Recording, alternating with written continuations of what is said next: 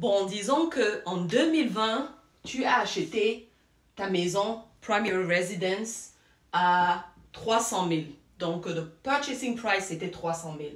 Tu as fait un apport personnel qui est le down payment de 20 000. Donc, la banque t'a donné un loan de 280 000 qui est la différence entre le purchasing price et ton apport personnel de 20 000. Et maintenant, chaque mois, tu payes, depuis 2020, chaque mois, tu payes $2 000 de mortgage payment. Le mortgage payment, c'est le résultat du principal plus les intérêts. Ça, c'est juste un exemple que nous sommes en train de prendre ici. Disons que le principal par mois, c'est $800 et les intérêts, c'est $1 200.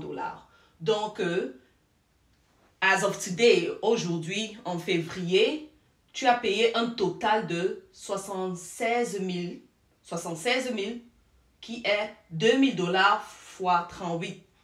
Bon, on assume que tu as acheté ta maison le 1er janvier 2020 et aujourd'hui nous sommes en février. Donc,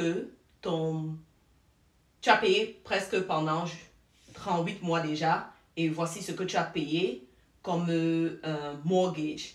Maintenant, out of this, 30 400, c'est juste le principal, qui est 800 multiplié par les 38 mois. Donc, tu as payé un principal de 30 400.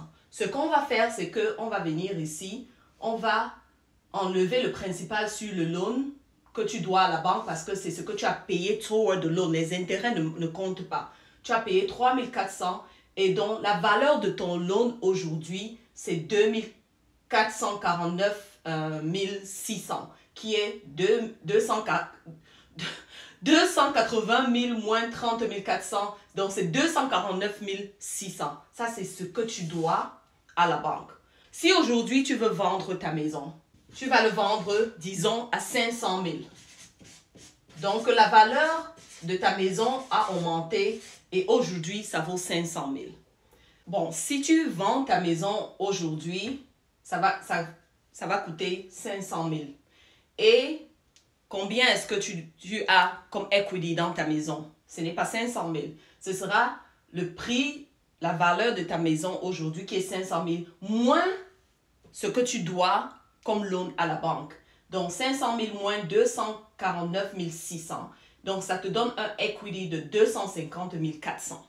Et maintenant, combien est-ce que de cet argent la banque peut te donner, peut te borrow? Parce que si tu ne veux pas refinancer, ils peuvent te donner pour que tu fasses des projets, pour investir dans l'immobilier. Tu peux acheter un autre real estate, commercial, residential, that's up to you.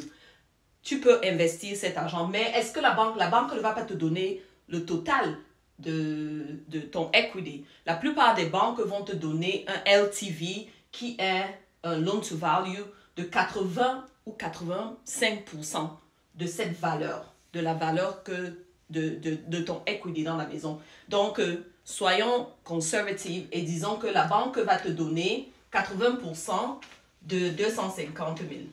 Donc, qui fera donc 250 400 times 80%. Ça nous donne une valeur de 200 320.